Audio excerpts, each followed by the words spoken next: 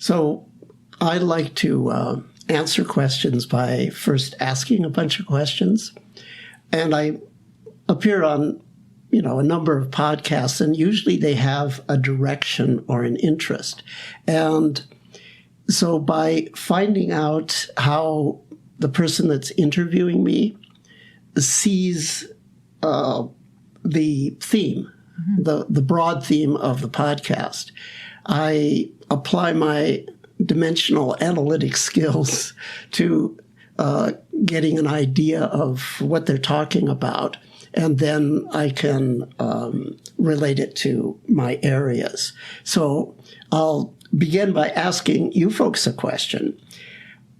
There's 3 words: modern, was it meaning? And crisis. I'm interested in how you think of what those words mean. When does modern start? What is a crisis in meaning? So I'll let you folks talk first.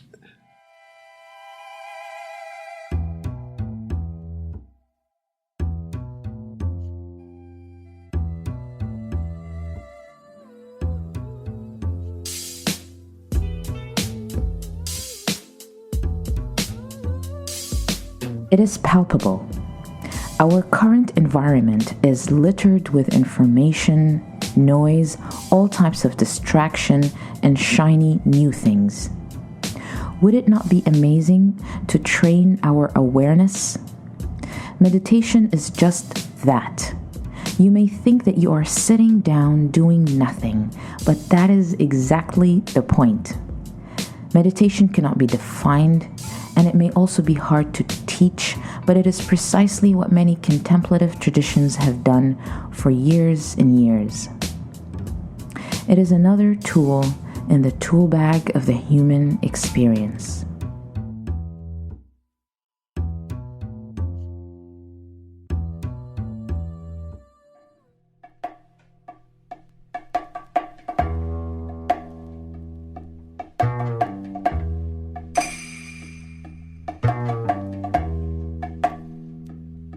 Welcome to the Season 1 finale of the Soulspace Podcast.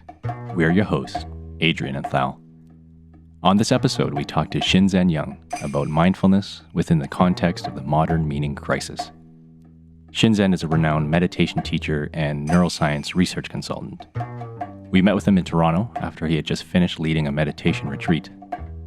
Shinzen first became fascinated with Asian culture as a Jewish teenager growing up in LA in the 50s. As he likes to describe himself, I'm a Jewish-American Buddhist teacher who got turned on to comparative mysticism by an Irish Catholic priest, and who has developed a Burmese-Japanese fusion practice inspired by the spirit of quantified science. We discuss happiness, enlightenment, and his current new project, which involves using brain stimulation technology that may dramatically accelerate meditation gains. He is the author of the Science of Enlightenment, How Meditation Works. We hope you enjoy this conversation. It is our pleasure to bring you Shinzen Young. Welcome, Shinzen, to the show. Thank you. Thank you for agreeing to come on. Thank you. I think a neat place to begin this conversation is to ask how you see your role as a meditation teacher within our, what we're calling the meaning crisis, within the context of the modern meaning crisis. How do you see your role and how that relates to the bigger scale problem that we're, sort of experiencing as a collective? So I like to answer questions by first asking a bunch of questions. And I appear on, a number of podcasts, and usually they have a direction or an interest. And so by finding out how the person that's interviewing me sees the theme, the broad theme of the podcast, I apply my dimensional analytic skills to getting an idea of what they're talking about. And then I can relate it to my areas. So I'll begin by asking you folks a question. There's 3 words: modern, was it meaning? and crisis. I'm interested in how you think of what those words mean. When does modern start? What is a crisis in meaning? So I'll let you folks talk first. Wow. Yeah, no, I love it. You want to go first? I love it. Sure. The way I see it is sort of maybe the breakdown of the old way of seeing things, thinking about the world, old paradigms. It's very hard. It's not that black and white. It's not really breaking down, but there's this energetic shift that's happening where just the old way of doing things is no longer working. And so we're seeing that institutions, religion, politics, it's just no longer working, the old way of doing things. And so then all these questions are coming up, and they're along with those questions, there's this anxiety around what's going to happen, and sort of being lost in a way, and grasping for a meaning, a worldview. And would this be among the younger people, a certain generation? Do you have an age demographic that tends to listen to your podcast or be involved in the meaning crisis? I would say, yeah, to a degree, it's relating to a generation that we belong to, sort of the millennial generation that I would consider that would be called millennial. Part of, yeah. How old do you have to be? What's the range of millennial? I don't know what the hard cutoff is. I mean, I was born in the mid 80s. I was born in 82. Yeah. I think I'm like the older side of the spectrum. I see. Well, I was born a long time before that. So I actually belong to, some would say boomer, but I'm at the very earliest part of the boomer. Boomer was the I believe is taken to be post-World War II when the vets came back. But I was born while my father was off fighting the Japanese in the Pacific. So I was born during World War II. So I, that's a long time before boomer. Okay. For me, the meaning crisis at an individual personal level was when towards the mid-20s was when I started really recognizing just a lack of fulfillment in my life. Having success from a career perspective, but just not feeling like this is what I'm supposed to be doing. I'm not fulfilled. I don't feel happy. And the chasing doesn't seem to be filling that experience that I was expecting from following. So it's fulfillment. To me, it is. Yeah. So what I've got so far is old things. The old way isn't working, and there's rapid change. Mm-hmm. And there's fear, and a sense of unfulfillment. So, yes. And maybe particularly for the millennial type, but of course it's a zeitgeist or spirit of the time kind of thing that would apply to any age demographic. Yeah, well, there's a lot of relevance. So you describe me as a mindfulness teacher, which is an accurate description. Although the fuller description, I would say, is that I am a teacher of, but also a researcher in the field of what I would call modern mindfulness. So I'm all about dimensional analysis and careful use of words. I think you guys speak Chinese, right? Or you speak Cantonese.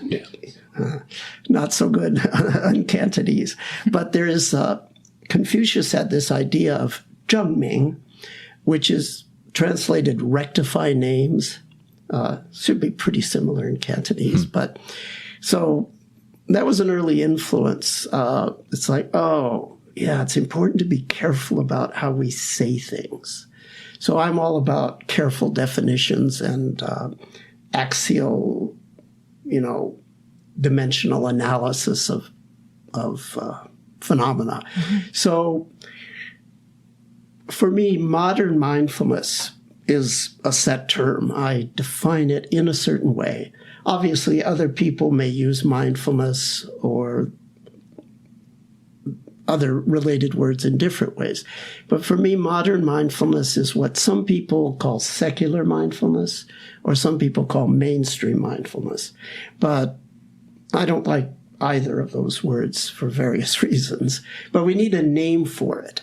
And what the it is contemplative practice co-evolving with science. So the reason that mindfulness is found all over the world now within the therapy setting, within the corporate setting, within the medical setting, even within the military, U.S. trains mindfulness. When John Kabat-Zinn and Saki Santarelli, who are sort of the heads of the MBSR approach, when they went to Beijing, there were members of the PLA, the Chinese National Army there. And Saki told me that he thought the reason that they were there taking the seminar on MBSR was that they knew that the U.S. military was using it. I don't know if that's really true or not, but I think, if you pardon my French, it's pretty fucking amazing.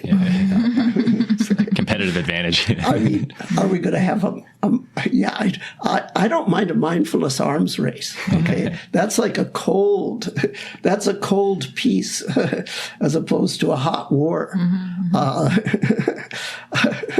But anyway, why is this everywhere? Okay, how did this happen? Well, John Kabat-Zinn, spelled Jon, was able to put this Southeast Asian Buddhist practice within the framework of clinical science. And, okay, you have pain, we give you these techniques. It may not make the pain go away, but your perceived suffering goes way down, and we can use different psychometrics to make that a credible claim. So he linked it with science. John was originally a molecular biologist, which is pretty hard-nosed quantitative science, but he was also a longtime practitioner. So doctors started to send chronic pain patients to him because that's a huge problem in clinical medicine. It's an intractable problem, really. Everyone talks about this opioid epidemic or whatever, but it has various causes, but one of them is these painkillers have these bad effects. So in any event, he got results, and then it took off. So if we generalize what MBSR stands for mindfulness-based stress reduction. So if we sort of generalize what he did, which would have come online just about the time you folks were getting born. I would say he did two things. He abstracted the attentional skill training from the cultural, doctrinal, religious, philosophical matrix of Asia, so that you didn't have to believe in reincarnation or whatever, in order to do these practices. And then what he also did is he validated it by the standard canons that are used in medicine. And it worked. It performed. It outperformed. So to me, what that represents is taking the spirit of science and modifying, in this case, a essentially Southeast Asian contemplative practice, making something that's culturally universal and logic and evidence-based. But we can generalize that further, because Southeast Asian Buddhist practice is a proper subset of world Buddhist practice. But world Buddhist practice, in other words, quote, Buddhist meditation, is a proper subset of world contemplative practice. There's, as you folks know, there's Christian. You have a Sufi path. You have a Muslim name, so I'm guessing Muslim. There's contemplative tradition in Islam, in Judaism, Christianity. And so I like to take an even larger view. I talk of contemplative practice worldwide. So if we take contemplative practice, we can improve it by bringing in the spirit of science. But it works the other way. The science is it's a cultural meme, but it's also a human experience. It's the experience of doing science, whether it's high school science or whether it's professional level, you're shooting for a Nobel Prize science. There is the doing of science, which is a human experience, an experience of thought and emotion. And if the scientists take on a contemplative practice, they will be much happier human beings and therefore much more effective scientists. So we can imagine a positive feedback loop moving forward in time. All we need to do is somehow get past the next century or so, I would say, without a catastrophic collapse of civilization. If we could somehow squeak through, I would expect that as contemplative practice becomes improved through interaction with science, and as the scientists become improved through taking on contemplative practice, which then allows them to do better science, etc., that a positive feedback loop could develop where they co-evolve. It's a notion, of course, from evolutionary biology. Sometimes species co-evolve. No, sometimes they co-evolve to fight each other, but sometimes they co-evolve to cooperate with each other. And I see that as a viable possibility. Now, the reason that Buddhism sort of plays a big role is that of all the contemplative traditions of the world, or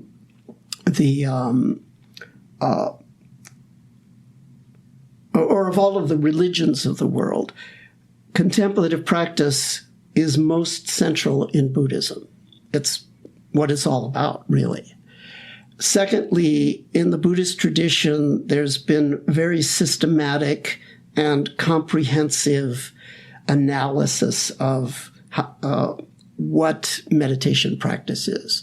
It's already proto-scientific in the way that it has been described historically. So there is a reason why Buddhism is central to this, but I see it as really a broader thing. But if we think of Buddhism or meditation practice as done in Asia, to me that represents the pinnacle of Asian civilization. It's what Asia did better than anyone. And therefore the whole world should pay attention to that in a little bit of a special way, because they did it right. They did it proto-scientifically, actually. So if we wanted to somehow say, well, modern science is sort of a European thing. I mean, before the Renaissance, other parts of the world, including the Islamic world, actually were the center of science. But in the modern period, it's been the West that took off. So my thing was, well, what might happen if the best of the East and the best of the West cross-fertilized? There would be some hybrid vitality, some Wunderkind, some wonder child, perhaps born from that. So to get back to how I think about myself, so I'm essentially a researcher in modern mindfulness. So you need to know about two things. Since it's these two worlds, you have to have an experiential background in contemplative practice. And you have to have scientific chops. You have to be good at math and a bunch of other things that make you a good scientist. So I decided to devote my life to developing those two directions within one person so that I could be in an ideal position to help that the modern mindfulness movement. So I would say that's how I think about myself.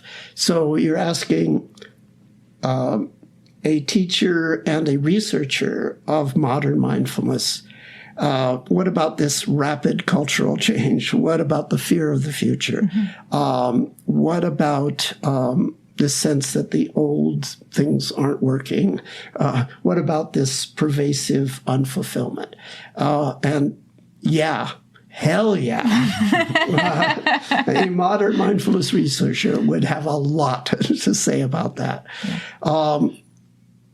Actually, it's pretty much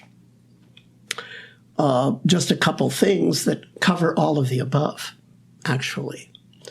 If I had to pick of the different things, if I had to pick the first dimension that I would respond to in terms of the how you define the modern existential crisis, I would say unfulfillment, or not broadly, deeply, and intensely happy. A lack of being broadly, deeply, and intensely happy might sum it all up in the sense that fear is a form of being unhappy. It's an uncomfortable inner state. So it's a form of suffering. And certainly part of happiness is reducing suffering. The sense of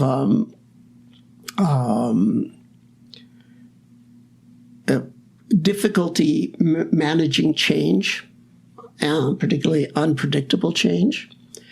Well, that's actually a form of suffering also. So really that managing change is part of being happy. So I still put it under the rubric of happy. And then it's interesting when you said the first thing that Thal said was the old ways aren't working anymore. So, the first thing that came to my mind is the old ways never worked.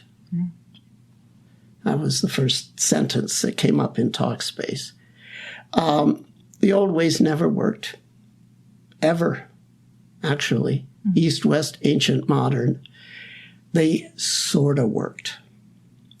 And sort of worked is okay, but I think we can do a lot better in the modern era, the information era.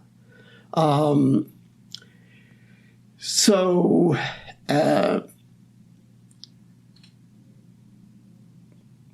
don't want to say things that might offend people, but I seem to end up doing it anyway. Do it anyways. Please, go ahead.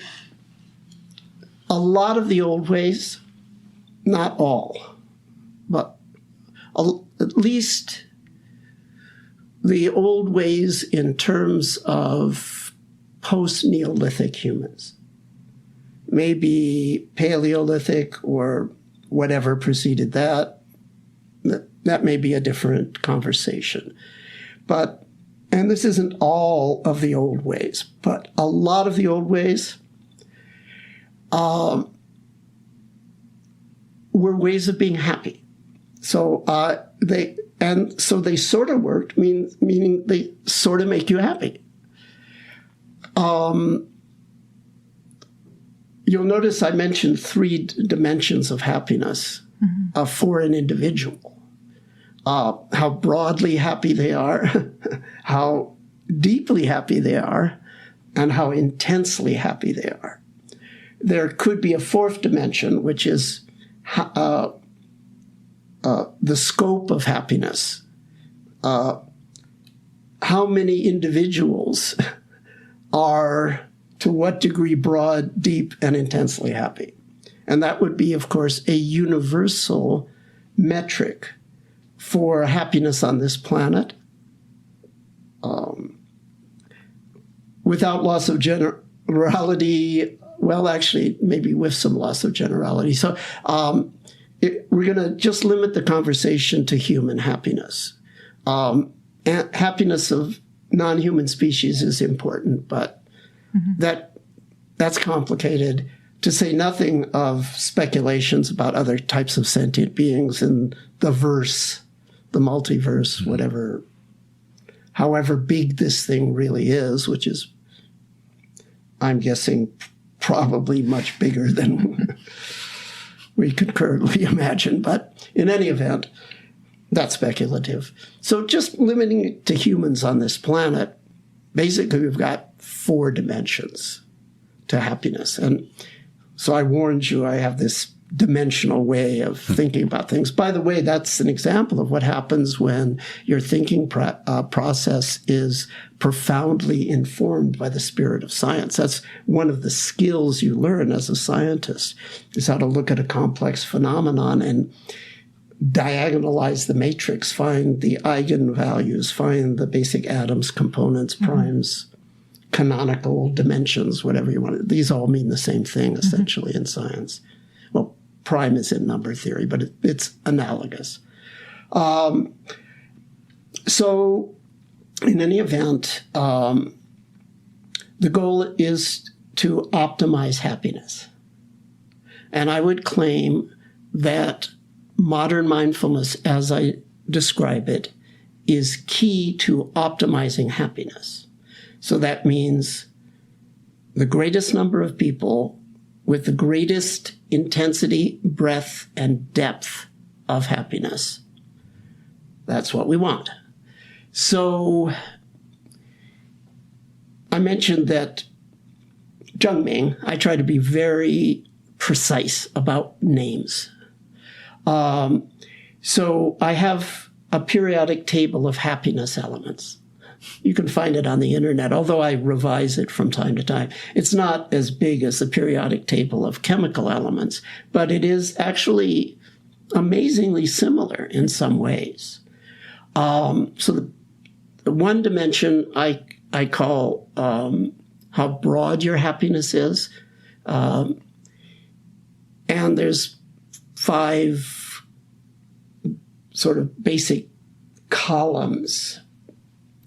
And then there's 4 rows, and they measure what I call depth of happiness. But as with any technical term, you shouldn't associate breadth, depth, intensity with what they may mean elsewhere. They have to be defined, within the particular scientific theory. Contextual. So, easiest to understand how broad your happiness is by specific example. So my sort of 5 pillars of heaven are relief from suffering, increase in fulfillment, understanding yourself at all levels, and we'll get into the levels in a minute, mastering behavior, mastering actions, and that could be sort of performance skills, but in the Buddhist tradition, they have an interesting thing. They use the word skill to refer to one's character. You have skillful character skills, or you have a skillful character or unskillful character. It's what other traditions would call good and bad. A good good actions, bad actions. But another way to think of it is skillful and unskillful. It means sort of the same thing. So I riff on the Buddhist ambiguity of skill to include both things like academic skills, performance skills, artistic skills. Those are forms of mastery of action. And then there's how you carry yourself in the world, what kind of person you are in your interpersonal interactions. Were you an admirable person by your own canons or the canons of the culture that you identify with? So all of those are mastery of objective actions. You'll notice that the first three pillars sort of represent experience, right? Experiencing physical, mental, emotional pain with less suffering, experiencing physical, mental, emotional pleasure with more fulfillment,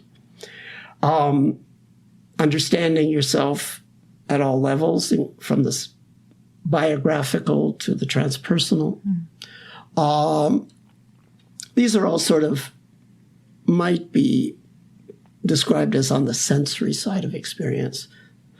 But I believe that how we act in the world is also a valid dimension of happiness. I have a lot of backup on that, starting with Aristotle and actually most of the religions of the world.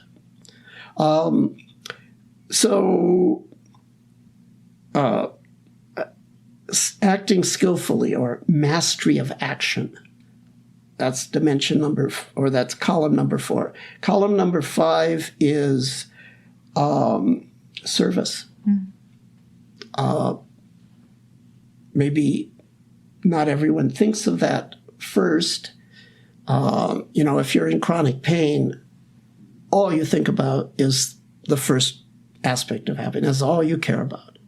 That's why people have problems with drugs.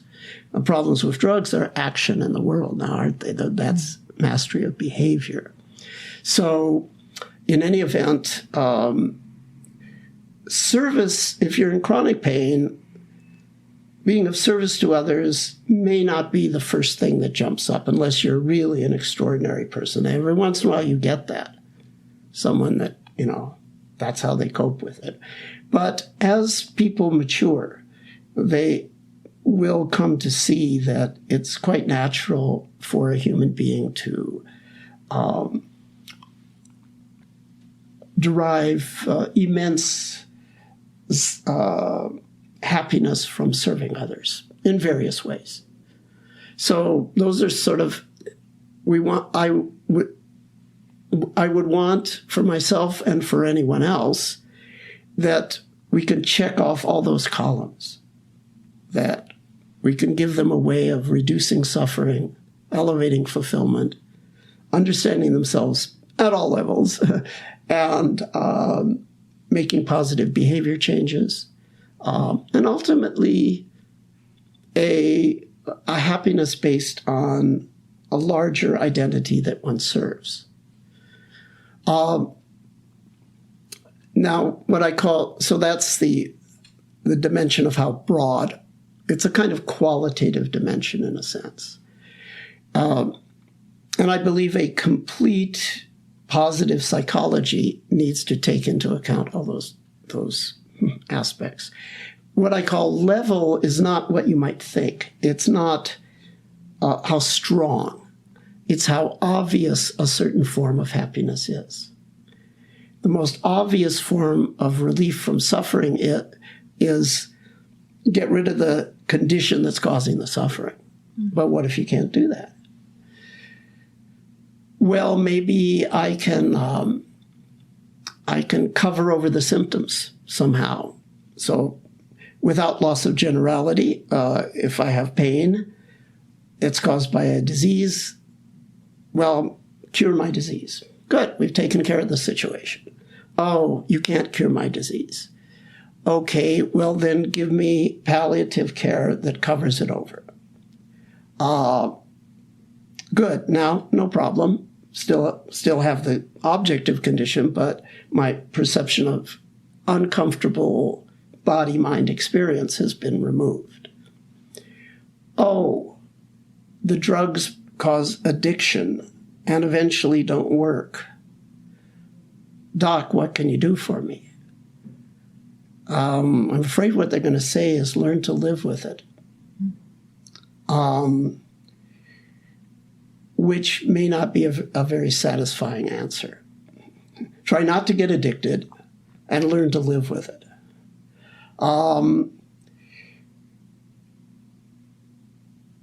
There are deeper levels of relief that are not obvious to people.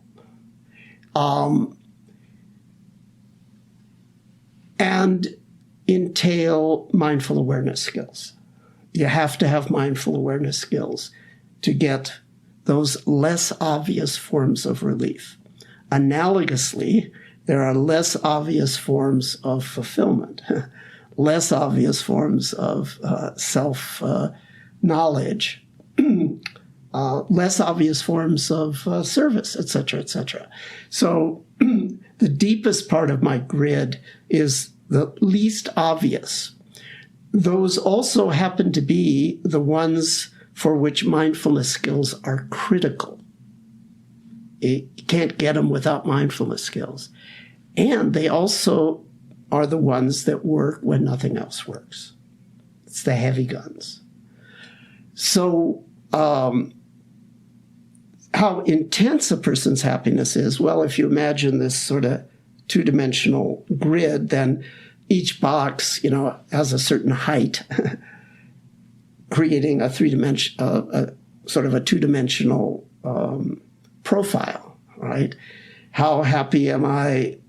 How intense is my happiness? I should back up just to make it tangible what I mean. The deepest level of relief is the ability to escape into the pain, be it physical, emotional, mental, or all three at once. The ability to escape into it is the ability to experience it with perfect concentration, clarity, and equanimity. And we can train you to that ability. By you, I mean anyone who's willing to put in the time and energy. We can train you to a level where even if the discomfort is very intense, the suffering is manageable. So it's not obvious to the general public that that's a viable option. But modern mindfulness says absolutely. And it's just a click away. And, well, maybe I'm not in pain, but I'm not deeply fulfilled. Well, the obvious, if I want more fulfillment, what's the obvious? Well, more wealth, more power, reputation, sexual prowess, just you name it, something in the objective world, status, the mate and rate. Now, that's a legitimate dimension of happiness. There's nothing in my value system that says it's wrong to passionately pursue success in the world. So these are obvious. Of course, what happens, I see this all the time because being in the science field, we interact with wealthy people of the Silicon Valley ilk. And the reason they're interested in people like me is they're millionaires, sometimes billionaires, and it really didn't make them that much happier. And it's like, what's next? So there's the next. But it's not obvious. And mindfulness skills, to wit, concentration, clarity, equanimity, trainable attentional skills, turn out to be key to that deeper aspect of fulfillment. So the normal paradigm is what I want is intensity, variety, and duration of pleasure. That's going to fulfill me. So actually, that's not entirely incorrect. It's just not complete. What you really want is to have complete experience of pleasure. I'm going to define complete experience of pleasure to be completely analogous to complete experience of pain, just a different category of sensory phenomenology. So when you escape into the pleasure, you bring so much concentration, clarity, and equanimity to it that it provides you with the maximum perception of fulfillment. So I sometimes talk about the Imelda Marcos phenomenon. So she was, do you know? No. So interesting generation thing. She was the wife of the president of the Philippines, who was a dictator that was president for a long time, Marcos. I guess set up after World War II by the U.S. Anyway, his wife was named Imelda. And she became an object of ridicule. It's really sad because it's not just her, it's everyone. She just was extreme, and it got out, and therefore it became sort of a thing. But she had thousands of pairs of shoes, all of them of the, most expensive worldwide, kind of thing. So if I have some nice thing, maybe I'm a guy, so it's not going to be shoes probably, but something I really like. Let's just say expensive meal. So the tastes are, the actual sensory event is putatively worth a lot of money.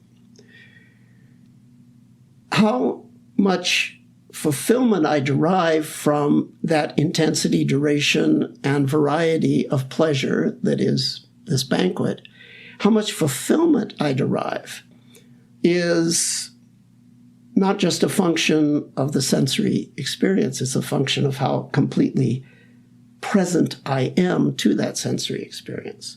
Well, for that, you need concentration, clarity, equanimity skills. You have to distinguish things. You have to keep your attention on the tastes and whatever.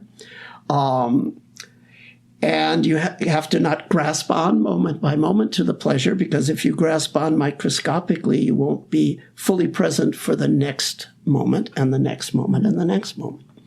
So the key to fulfillment, yes, in part, it relates to circumstances. Yes, in part, it relates to intensity, variety, and duration of pleasure. But let's say that you have very mild pleasures. Good news.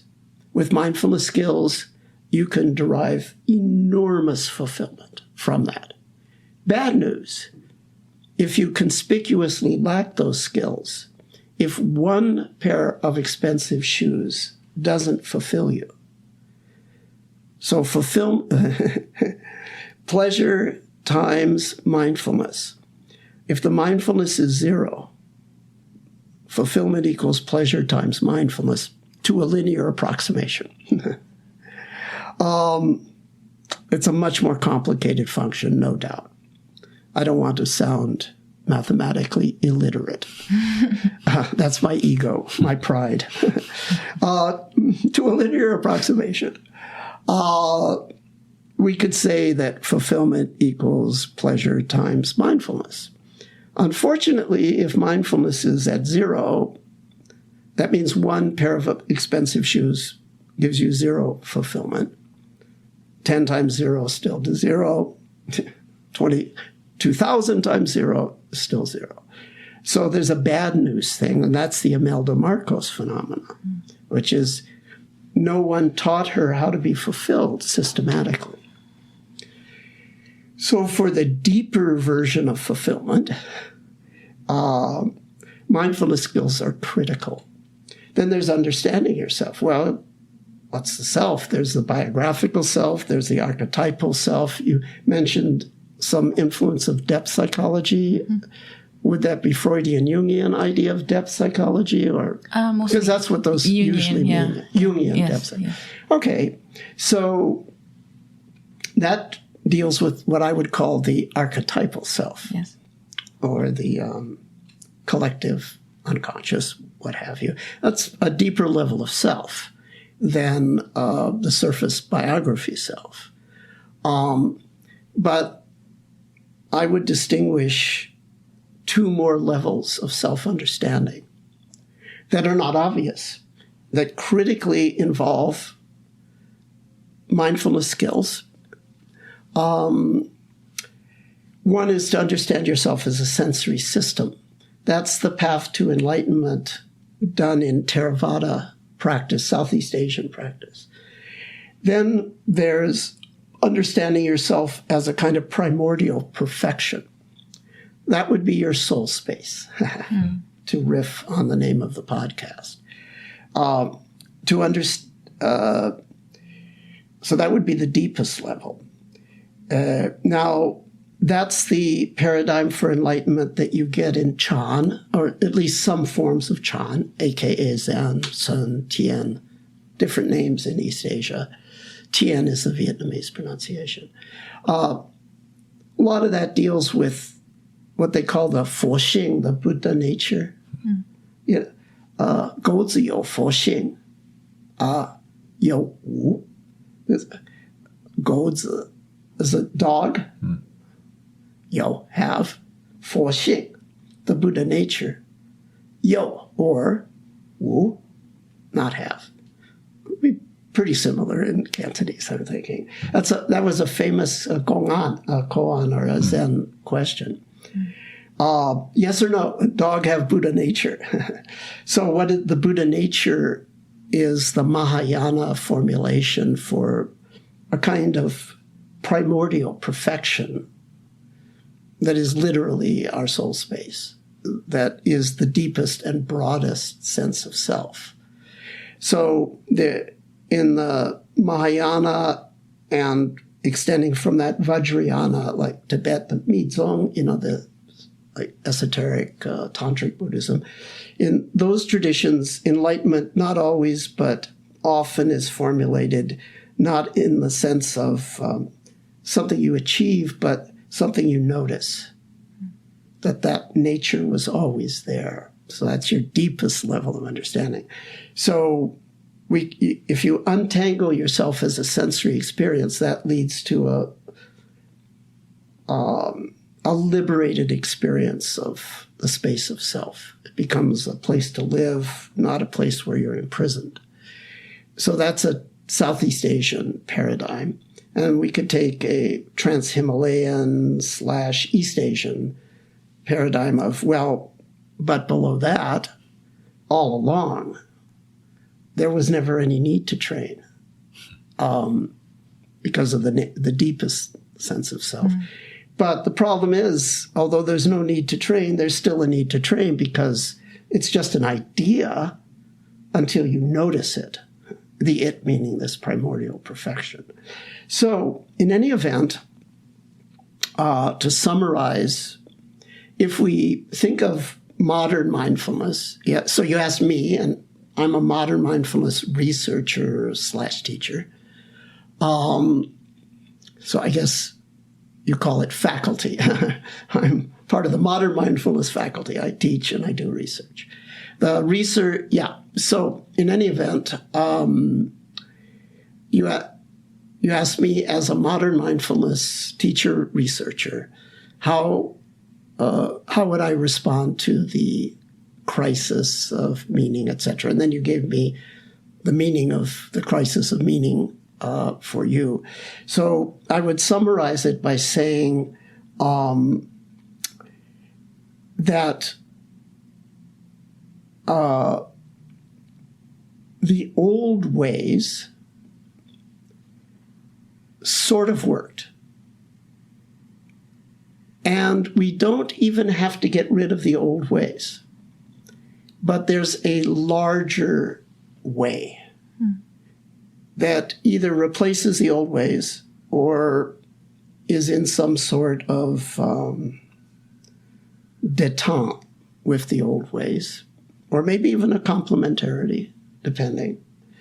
So the new way, we'll contrast with the old way.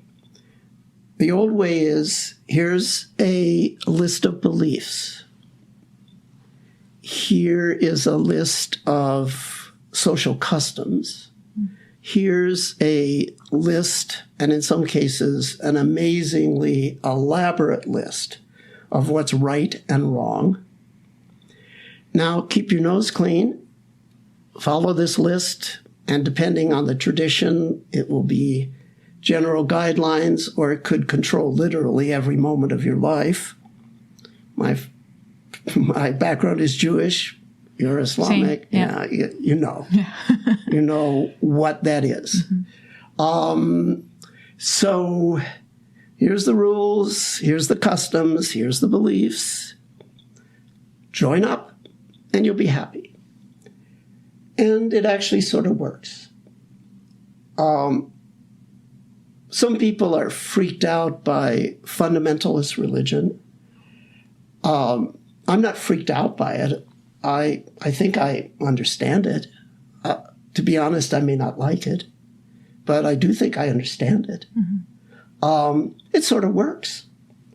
And it probably works better than the angst of the modern crisis in meaning. Okay? Relative to that, those people are happy. But it's happiness at a price, to be honest. First of all, they're not as happy as they could be. Secondly, the way they've found to be happy in some cases precludes them being happier in a broader way. In some cases, not always. But the worst is the list of rules don't agree. The list of customs don't agree. The list of beliefs don't agree. So I trot out my Tanakh, the Old Testament. You trot out your Quran. The Mormons trot out the Book of Mormon, which is later than both, and in their claim, therefore, the final revelation. On the other hand, Nichiren Shoshu will trot out the Lotus Sutra. And Pure Land Buddhism will trot out the Mahasukha Vyuha, what is it called? Mahasukha Vyuha Sutra. Anyway, point is, it's not just the Abrahamic religions that have scripturally based fundamentalism. You can find it in certain forms of Buddhism, and it pervades Hinduism. Anyway, be that as it may, that sort of works, but the biggest problem is, besides the problems I mentioned, is it sometimes doesn't agree with science. And it causes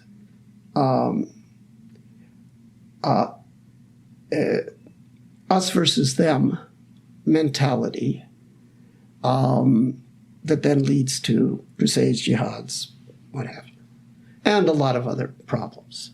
So it sort of worked, and we have to respect it for working in the way that it works. But to be honest, I see a broader paradigm of happiness that, number one, works better, and number two, does not necessarily preclude the old ways. I have born-again Christians. I certainly have a lot of Catholics. I have practicing Orthodox Jews that come to my retreats. I do retreats in Israel. And we have a lot of Orthodox Jews that come. And no one has any problem with anything. Because it's modern mindfulness. It's not stealth Buddhism. In any event, if you want to follow the old ways, fine. But if they really don't work for you, well, we've got a broader paradigm. So the new paradigm, or perhaps the extended paradigm, if we want to include the old ways, is so cool, because if the old ways really don't work for you, then, okay, well, there's another dimension. And it's consonant with science. In fact, it can co-evolve with science.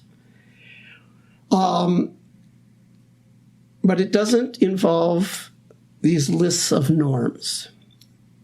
It has some conceptual baggage, but minimum.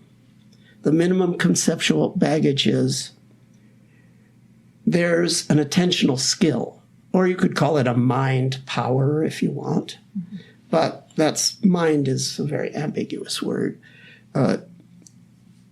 When I present this stuff in Chinese, though, one of the I see you have my book, The Science of Enlightenment. So we're translating it into Chinese now. By we, I mean me and a couple people born in China. So it's a very interesting conversation, because how do you say mindfulness in Chinese? Okay. For modern China, right? Anyway, one of the words we were thinking, one of the terms that we were thinking of using is Xin Li, which is like Xin, some heart. Luck. I'm guessing Cantonese here. Yeah. Something like that, right? Yeah. Like consciousness strength, right? You could think of it that way, but we call them attentional skills. So there are these attentional skills, and they are cultivatable. We do ask you to believe that, but that's not a big stretch, because just try and you'll see you get better and better. And it's just like any other strength. You do exercise, your muscles get big, you concentrate, and your concentration power elevates. So there are these attentional skills: concentration, sensory clarity, equanimity. They're cultivatable, and in fact, eminently cultivatable. You can only get maybe twice as strong, I don't know, but you can get 10 times as mindful. So there are these cultivatable skills, and they are relevant to all types and depth of happiness. Everything on my happiness grid is impacted positively.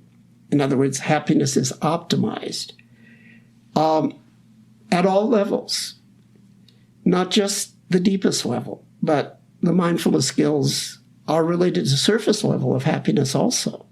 Because if being a success in the world in some way is on your happiness checklist, we can show you how systematically cultivating and applying mindfulness skills will make it probable that you will be successful. So the main message here is there's in a sense, what might be called a bigger way to be happy. Or if the old ways really don't work for you, then you would think of it as an alternative way to be happy. And what we ask is that you allocate a certain amount of time and energy to developing these attentional skills, and that you also apply those skills in daily life to achieving your happiness goals. If a person does that, we can't guarantee, but we could be like a doctor. We can say, if you establish the structure of practice, retreat practice, life practice, you get support, you give support. Those are sort of my 4 pillars of practice.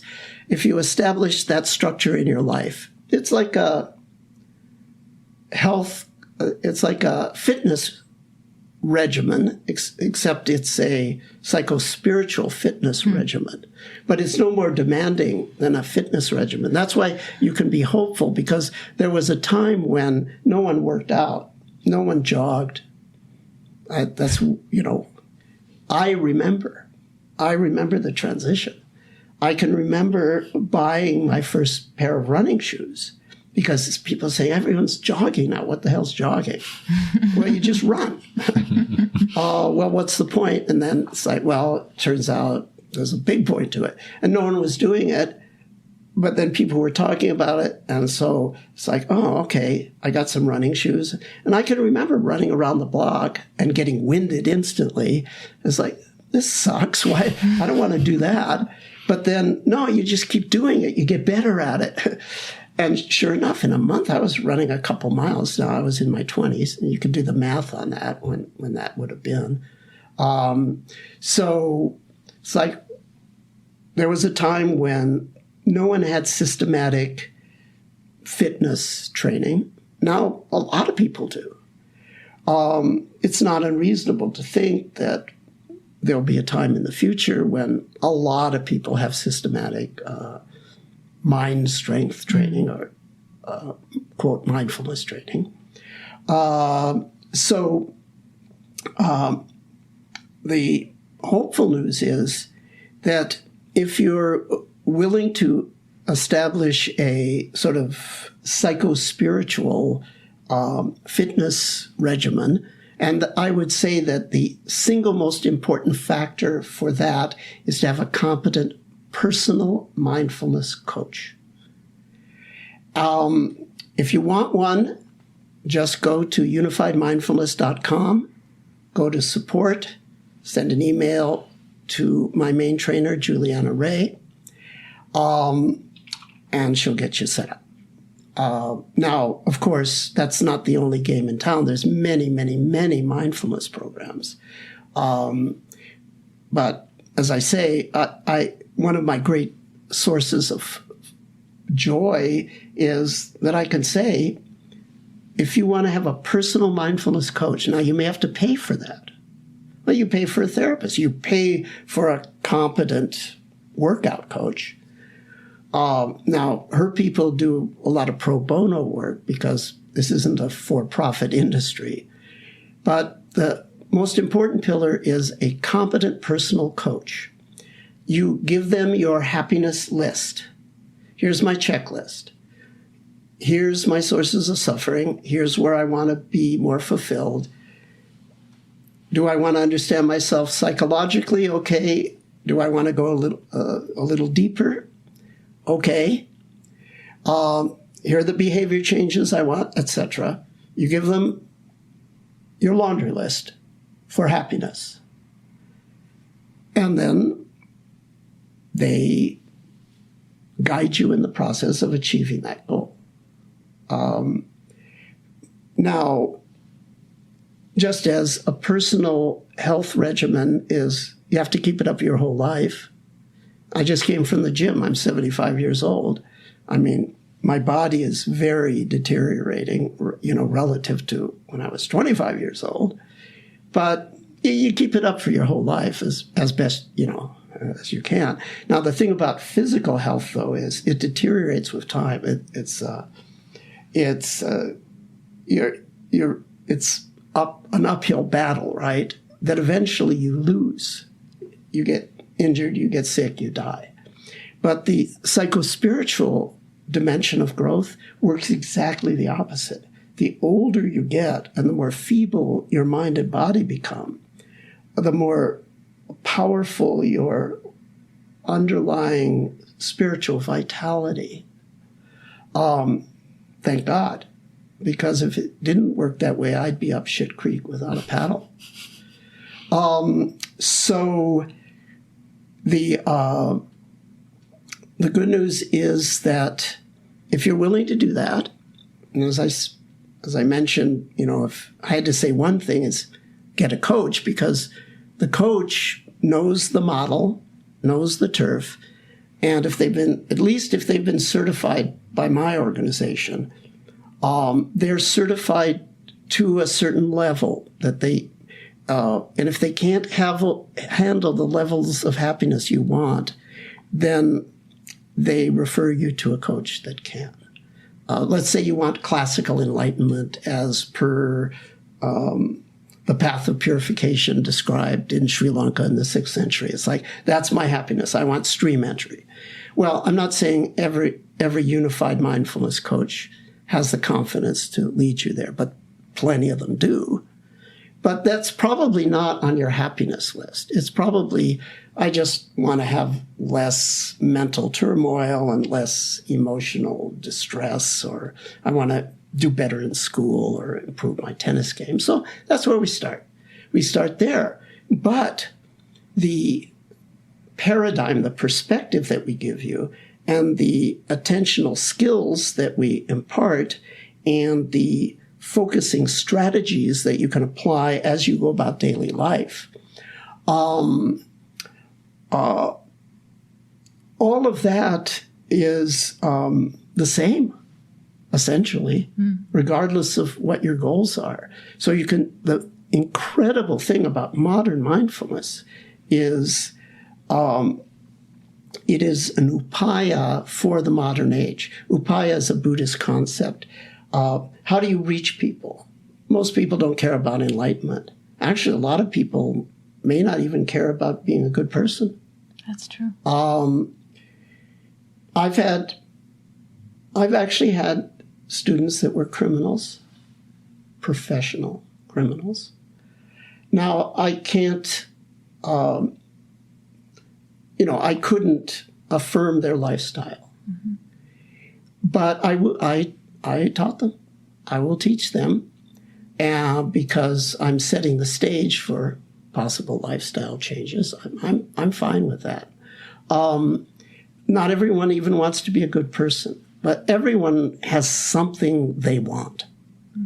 And whatever it is, a competent mindfulness coach, we can't guarantee that they'll deliver it, but we can say, with time, if you keep up the regimen for the duration, it's likely at some point in your life, that in fact, you'll sort of get that. But as if that weren't powerful enough, the same attentional skills and the same focus strategies that you would use to deconstruct your back pain, you can also use that to deconstruct your anxiety or your confusion. And so a modern mindfulness teacher is a kind of device that transforms the world's small concept of happiness as a goal to this huge concept of happiness. But the same skills and techniques are applied for all types and levels of happiness. So by the aesthetic canons of science, it is an extremely powerful and elegant system. Shinzen, we'd love to hear some of the latest research that you're involved in. You mentioned the research side, so how that blends into your current work. But also it's the name of your book. It's a Science of Enlightenment. We want to hear about the path of enlightenment. Is it for everybody? And how is that connected to the work that you're currently doing? Well, enlightenment means different things to different people. I mean, if you just go to Wikipedia disambiguation page, you'll see how many things have been called enlightenment. I mean, there's a period in European history that's called the Enlightenment, but this is a different meaning. So if we take enlightenment to mean understanding yourself at the deepest level, then I'm going to say that it's probably relevant for most people.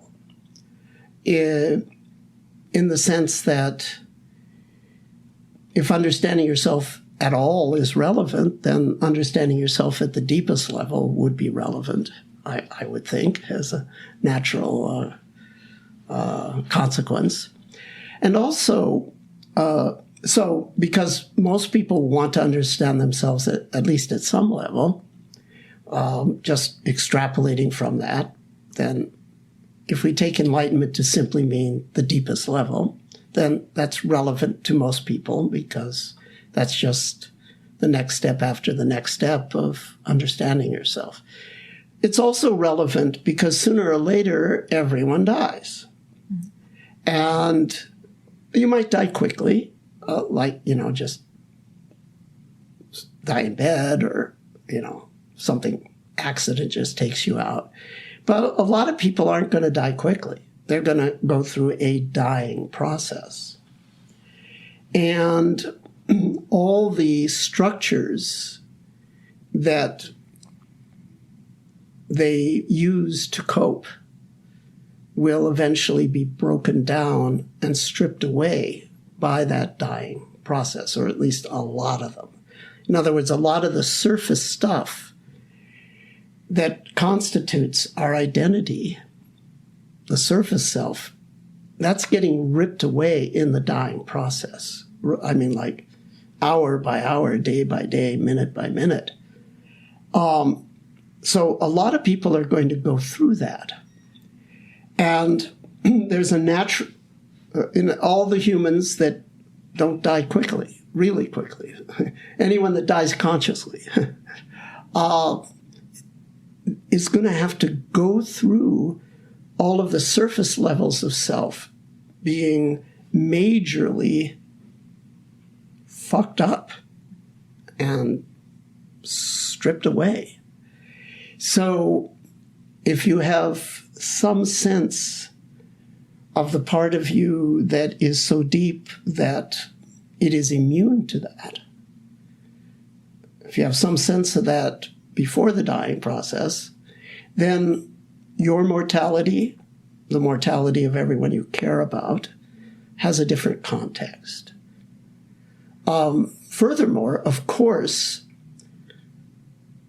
once you understand yourself at that level, you're able to fully participate in life for the first time. There's nothing blocking.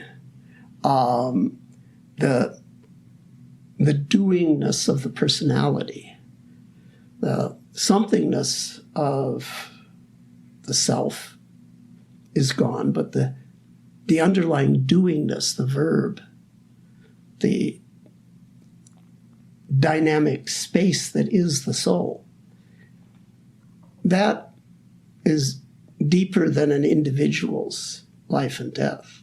So if you are able to have that way before you physically die, well, that's really the deepest and most central dimension of human happiness. So I would say, yeah, it's relevant and it's feasible.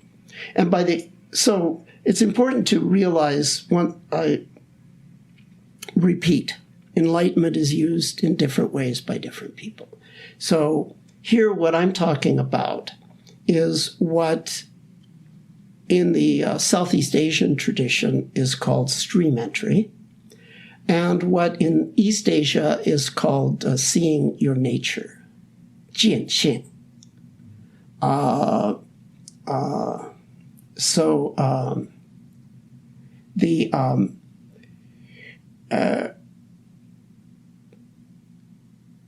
Could the average householder, average might not be the word, but generally a householder, someone that has family, that has a career, job,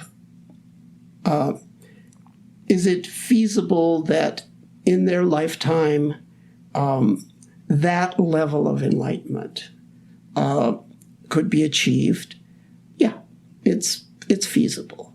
But you have to establish and maintain the psychospiritual health regimen that I mentioned. See, as I mentioned, for physical health, it's a losing battle. But for psychospiritual health, the older you get, the more experience you have, the closer you get to this liberation. You can call it liberation or enlightenment. They call it enlightenment because there's a kind of intuitive understanding that arises. But you can call it liberation because there's a freedom from the limited identity. So first levels of liberation enlightenment are feasible and relevant for most people, I would say. Now, full enlightenment, full liberation, that's actually a very different critter. So I expect that a significant proportion of people that participate in my version of this training and keep it up for their whole life will get at least that initial level, but maybe not quickly and maybe not suddenly, but with time, gradually, it's probable. So that gives you a little bit of a reality check. Now, there's full liberation. That means the full breaking of the identity with the mind-body process. That is a different critter. So stream entry, it's all over the place. All of you have met, interacted with people, whether you knew it or not, that were stream enters by my criterion anyway. Problem is, different teachers have different criteria, right? Arhats, I spent my life in this field, and I lived where it came from, Asia. Mm-hmm. Yeah, I met a few Asian masters that I think were in that ballpark. But that's in 50 years, and it was just a few. If you're interested, I can give you the names. You can look them up and so forth. But so complete liberation, that's a whole other thing. But an initial taste that satisfies you for the duration, that's feasible. Problem is, you remember I only said it's probable, and I said it might take quite a while. So most people's initial experience of meditating is, I can't do this. My mind wanders, I can't concentrate. And very quickly they just give it up because there's not a quick reward in many cases. So it takes a lot of maturity to stay with it until it all starts to make sense and you start to get some tangible. People obviously get some benefits or no one would stay with it. But so we were talking about like the opioid epidemic. It's on my mind because some of our research is probably going to be directed towards that clinical population. We're at the University of Arizona, but we're partnering with the major addiction recovery center in the state of Arizona. So it's on my mind. So heroin, man, try it 2 times. You're, 2-3 times, I guess, you're hooked, right? It's instantly addictive.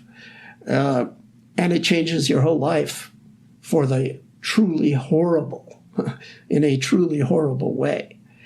So the idea would be, well, what's the diametric opposite of that? Something that very quickly gives you fulfillment independent of conditions. And now, I want more of that. But this isn't an addiction. This is actually a freedom from addiction. It's equanimity. It's a non-grasping around pleasure.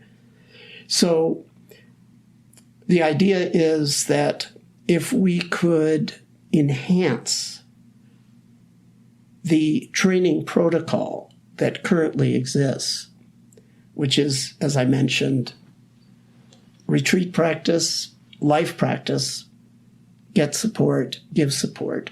If people want details on that, they can go to my web resources, what I mean by those things. But if in addition to those components, people often, when we start to talk about technology enhanced, whatever, they think, oh, you guys think that you can just zap people into enlightenment? No, not exactly. But what we think is it may be possible with technology to enhance the training so that people start to get more dramatic results quicker, a lot quicker, so that anyone that has an interest in this tries it a few times, and it actually works. It works the way, maybe not the way it works after 50 years. So I've got 50 years. That's a bittersweet experience. The sweet part is this shit works. Mm-hmm. And yeah, everything they said would happen happened. The bitter part is you look out at the world and how many people put in 50 years of that kind of training. So if in 5 months, 5 weeks, people could get a taste of what this can really deliver, that would change the course of history precipitously for the better everywhere. Particularly if what I'm described is folded into standard medicine. So my plot, so to speak, but it's a good plot, okay? Or in other words, my strategy is to use neuromodulation technology to not zap people into mindfulness, but to induce a state of neuroplasticity wherein the mindfulness training becomes more efficient. And therefore the rewards are more immediate. And then it's a global viral meme. And you get it just because you visited a doctor or had a hospital stay. So you, or you got addicted to opiates and now you're in a recovery program, but the recovery program, after we've detoxed you, provides you with a techno-boosted mindfulness training regimen. And then you maintain that to maintain sobriety. So that would be one example. So what we want to do is take any major area of clinical medicine, create a techno-boosted training program, not some zap that we claim is going to take you into some state, but something that creates an environment wherein you can train more effectively. And you get that by contact with medicine, in other words, science, wherever you are in the world. And since medicine is medicine everywhere, doesn't matter whether it's in the People's Republic of China or under the Ayatollahs in Tehran, medicine is still medicine. And since these interventions don't have any religious component to them, there shouldn't be any pushback. So the idea would be to sort of enlarge what medicine does, from relieving and palliating, from relieving suffering by by curing diseases, or relieve suffering by palliating symptoms. That's what medicine now does. So a larger view of medicine is medicine cures suffering, or medicine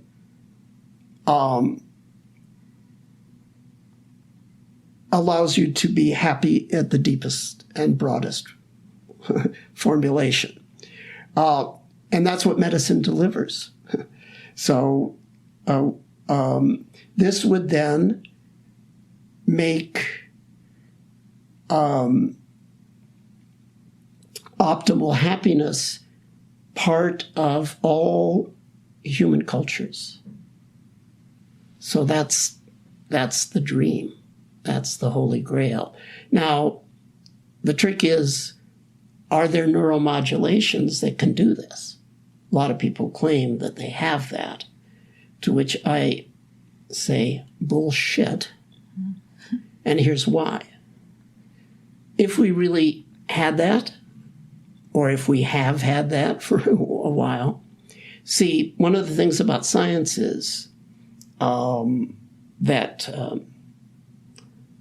causes have consequences. So the kind of technology of enlightenment that I'm envisaging would dramatically change the world for the better. Look around at everything that people are offering that says, hey, this is it. I'm going to microdose you with psilocybin. We're going to do this new expensive neurofeedback. We're going to blah, blah, blah. Okay, fine. Is it a reasonable hypothesis that knowledge of this intervention will, in the next century, fundamentally change the name of the game on this planet from competition for limited resources to, well, yeah, there's that, but there's also how much fulfillment you get from what you got. And it turns out that's even more important.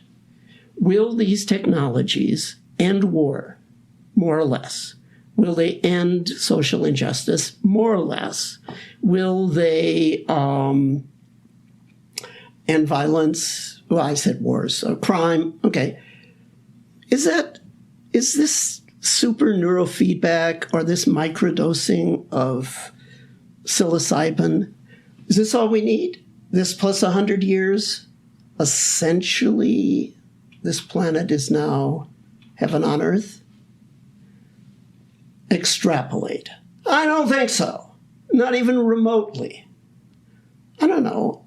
But maybe that plus mindfulness plus 100 years, but maybe we don't have 100 years. So I'm asking for something more dramatic, a lot more dramatic. We don't know if it exists, but it's certainly worth looking for. And if you were to ask me if to make my best candidate, and best candidate doesn't mean I think this is going to work. It's just the best out of everything I've seen so far. But I'm not claiming it will work, and I'm also not claiming it's safe, by the way. So very careful about claims, because people make claims. Irresponsible claims. It really frosts my buns. But my best guess for where to start is ultrasonic neuromodulation, low-intensity focused ultrasound directed to ego hubs, grasping hubs that could perhaps relax that a little bit and create the situation where people can get dramatic results fairly quickly. That would be my best candidate, but it doesn't. That's not saying Shinzen Young thinks it's a good candidate. It's just the most promising I've seen so far, and we have a lab called SEMA Lab at the University of Arizona. That stands for Sonication Enhanced Mindful Awareness Training Lab. And that's what we're looking into at this time. Thank you for sharing that. Wow. You guys should have Jay on too. He's my PI. Mm-hmm. He's the director of the lab. I'm in charge of protocol development. Mm-hmm. It feels tangible too, because you've also identified a time frame, right? Like the goal of within the next century, would be ideal. And then also the imminent, like needing to accelerate this too. There's a sense of urgency of finding that technology to speed up what has a proven track record, the methodologies, but then to augment it with the modern. We started this conversation what modern means. But it sounds like it's yet to be discovered. So there's an excitement to this type of work. Yeah. Yeah. So if people are interested, they can go to YouTube and find Jay Sanguinetti, Sanguinetti, and he talks about the work that we're doing. I'm still thinking about the word enlightenment, and is it for everyone? And is it a goal that we should all aspire to? I think it's just, I don't have a specific question around enlightenment, but maybe how is it relevant for our generation? I really don't have a specific question. Well, I think what I'm thinking about is thinking about some friends who would listen to the word enlightenment and be like, really? I mean, do I have to sit? Yeah. Hence, you don't have to call it enlightenment. Mm-hmm. And maybe we shouldn't call it enlightenment. I called it enlightenment because that's just what I called it. Right. But when I go to the People's Republic of China, probably this year, I'm going to just call it understanding yourself at the deepest level. Yes. I think that answers my question. Yeah. Understanding ourselves is part of the meaning crisis, really. Sure. Absolutely. Yeah. And so there's your answer. Right. And this woo-woo word is used to translate certain Asian terms. But we can get you there without calling it enlightenment. Right. I would just call it understanding yourself at the deepest level. Mm-hmm. And that makes it normal. That normalizes it. So you're right. Enlightenment, even though it's on my book, is actually not a good word moving forward. Mm-hmm. Yeah. Anything else you want to ask? Well, you got a lot more than 70 minutes, but use it as you wish. Chop it up, parcel it out. Yeah. Mm. I mean, the way I see it, this is an opportunity. So anything you say are gems, really. Mm-hmm. So thank you. Thank you. Are there any teachers like currently that you have a relationship with, dead or alive? I was actually curious because, I see you mean that they function as a teacher that you're a student to them. Yeah, that having that relationship. Not at this time, no. But we're sort of co-teachers to each other. Mm-hmm. So in that sense, I would think the dialoguing that I do with other teachers, we're all sort of teaching each other at this point. But I don't have a formal relationship with anyone. Neither do I think of the people that utilize my programs as being my disciples, or I mean, we call them students, but it's really more of a I don't have that Asian lineage thing that is very important for cultural reasons in that part of the world, but it's like I'm not going to have successors, and I encourage people to just utilize any resources that are available that are competent in this area. So I guess because I don't look upon myself as a teacher in the sense of, do what I say, because, you have to sort of in some way surrender to me as your teacher. I don't think of my students in that relationship. So I guess I don't think I need that relationship with someone else at this point.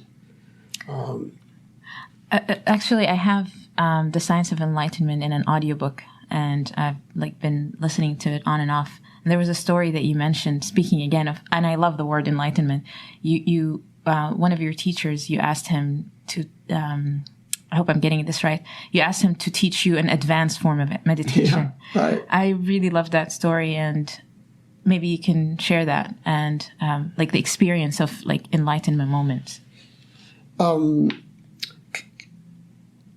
you refresh me on the details of the story? I think you were I think you were probably in Japan, I'm not sure. And it was a Zen teacher, and you asked him to give you an advanced... was this I was doing breath and I wanted... Yes, and he wanted something more advanced. And he's like, really? There are people that have done breath for years. That's right. Well, there's several parts to that story, but yeah, I was doing the breath, and I was going to be leaving Japan.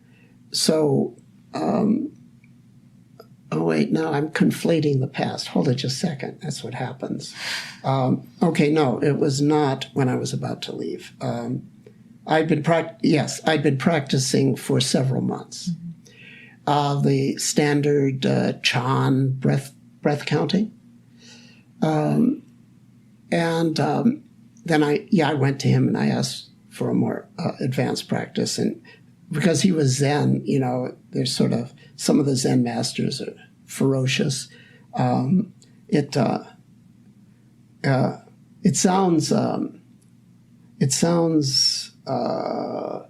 sort of,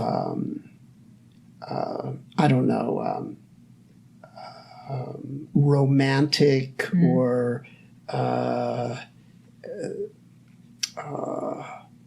somehow interesting culturally, that there would be masters who are ferocious. But I can tell you, it gets old really quick. Right. Really quick. But that's a whole other thing. So anyway, yeah, he was Zen. So it's like, there have been people who have done 40 years of Zen practice. It's in Japanese, so it's even more macho. Yeah.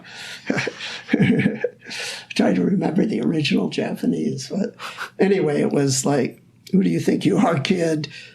You just begin.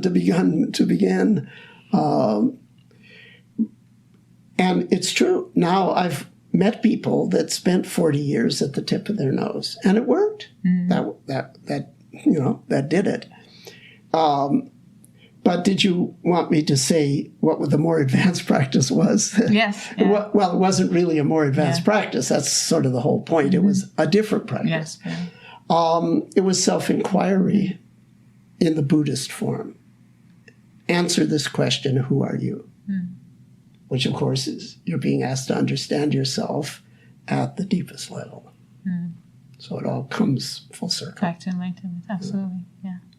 It's interesting because when you said there's this romantic idea and it gets old really fast. I just went to a 10-day Vipassana, and going through the practice every day, day to day, is not romantic at all. It's painful. So I admire your dedication and those years that you spent. I mean, yeah, but I hope that you continue with formal practice or with systematic practice. You may or may not want to work in that tradition. Right. I actually lived at Mr. Goenka's center in India, and it's a wonderful, powerful way of working. It is. Yeah. Thank you. Okay. It's a real pleasure. Yeah. It's a wrap. Thank you so much. Thank you.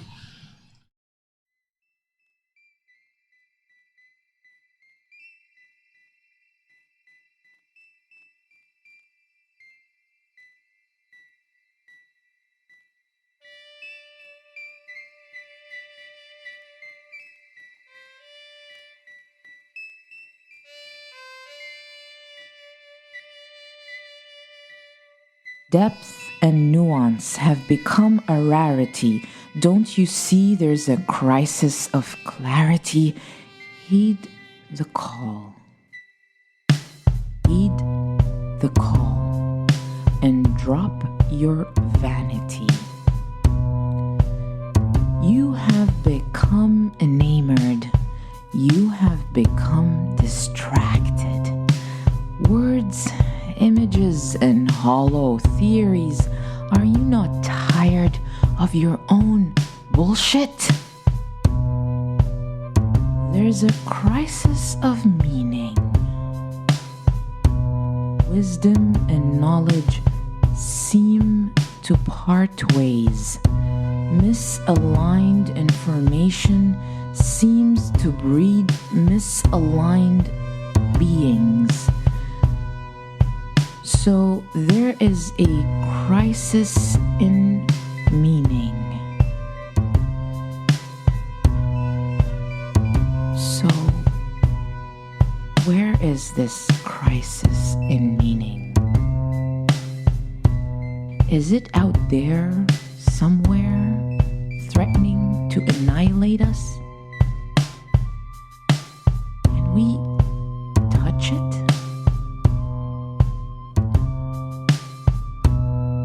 Heed the call.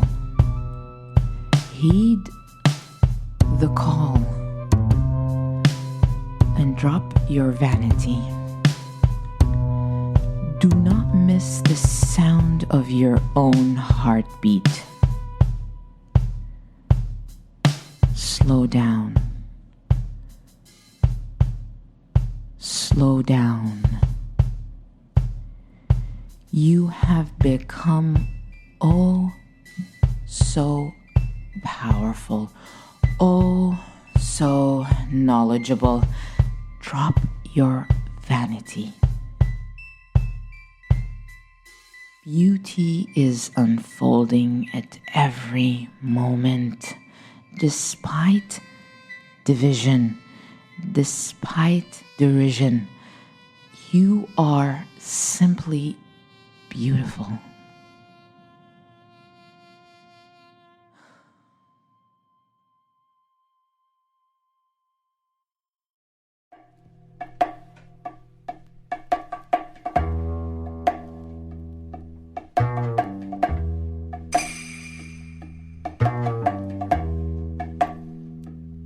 We hope you enjoyed this episode and this season. We want to thank all of you who have come along for the ride over these past couple of months. This includes our listeners, guests, and especially your family and loved ones who have been supporting us behind the scenes. We have decided to take a break from creating new content. We feel the need to create space to reflect and to tune into the deeper existential currents of our project. In a way, we're coming full circle, as we initially started the season by focusing on the meaning crisis. We have a feeling that the next season will look and feel completely different from the first. If these conversations have touched you in any way, please let us know. We'd love to hear from you. And if you have any ideas for future guests or even format, we're pretty much open to bold transformations. You can message us on social at Soulspace Pod or info@soulspacepodcast.com. Once again, thanks for tuning in. With love and gratitude from your hosts Adrian Chu and Thal Muhammad, and our talented music and sound engineer Hoi King Feng. Until next time.